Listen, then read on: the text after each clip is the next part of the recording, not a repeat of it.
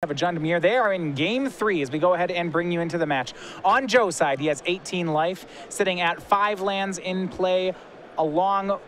Check, that will make it 6 lands. It's a Tarmogoyf and a Raging Ravine. On Ryder's side, he has a Tarmogoyf, a 3/3 Scavenging Ooze, and 6 lands of his own. One of them is a Raging Ravine, as you see him right now going to work on the graveyard, putting his Scavenging Ooze even bigger. It looks like it will trade with Tarmogoyf.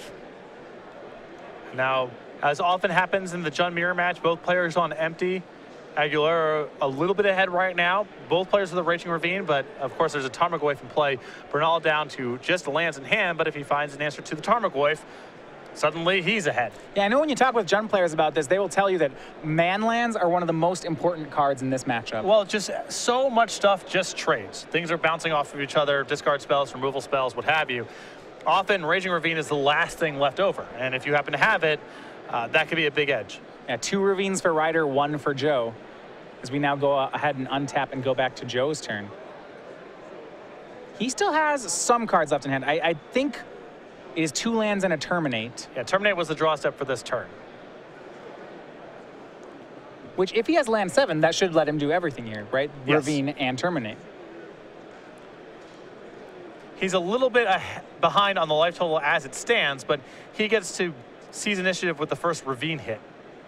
And that can actually be, it's interesting. You look at the matchup as hand control and board control, but there is this part where suddenly it becomes about life points. Yeah. And the Jund mirror match is very rarely about the discard spells post-board because people get empty-handed so fast, and you don't want to be drawing Inquisitions and Thoughtseizes in spots like that. Well, swing from Raging Ravine hits Aguilera down to 16. The Tarmogoyf only a 3/4 currently, so not able to block.